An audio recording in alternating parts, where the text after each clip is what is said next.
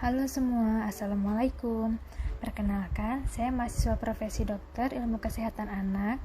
Kali ini saya akan sedikit menjelaskan mengenai bayi dari ibu diabetes mellitus.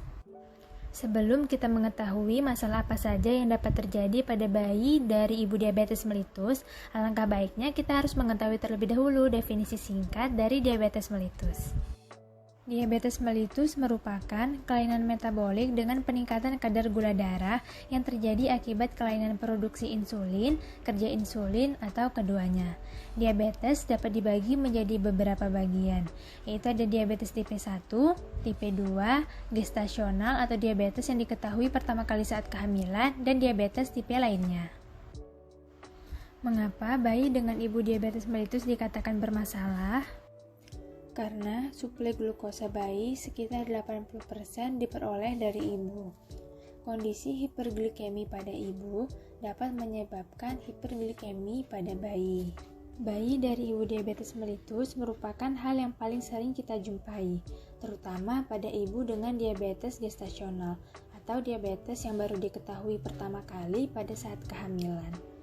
Komplikasi diabetes gestasional yang dapat terjadi pada janin antara lain makrosomia, hipoglikemia, kardiomiopati hipertrofik, hipokalsemia, asfiksia perinatal, respiratory distress syndrome, dan lain sebagainya. Dari beberapa komplikasi yang dapat terjadi pada janin, makrosomia dan hipoglikemia merupakan dua hal yang paling sering terjadi. Apa itu makrosomia? Makro artinya besar dan somia artinya bagian tubuh. Makrosomia merupakan istilah yang menggambarkan bayi dengan tubuh besar atau berat badan lebih dari 4.000 gram atau suatu presentasi klasik dari ibu dengan diabetes yang tidak terkontrol.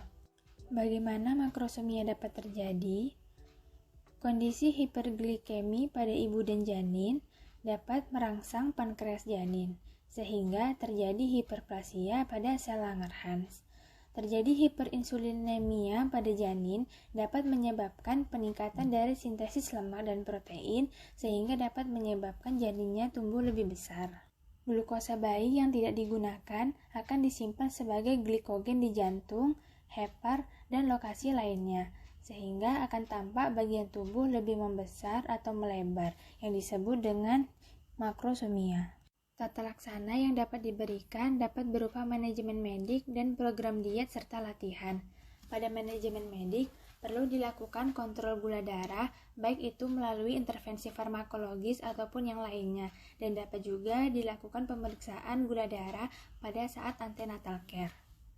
Pada program diet dan latihan, kombinasi diet yang telah dimodifikasi dan insulin yang adekuat pada maternal dengan diabetes gestasional dan obesitas dapat menurunkan perkembangan dari makrosomia. Bayi dari ibu diabetes mellitus juga dapat mengalami hipoglikemia atau kadar gula darah kurang dari 45 mg per desiliter pada bayi preterm ataupun aterm. Terjadi sekitar 40% pada bayi dengan ibu diabetes mellitus dan terutama terjadi pada bayi makrosomia. Dan biasanya hipoglikemi terjadi pada 1-2 jam pasca persalinan. Hiperglikemi pada bayi dapat menyebabkan bayi memproduksi insulin sendiri, terutama pada trimester 2 ataupun trimester 3.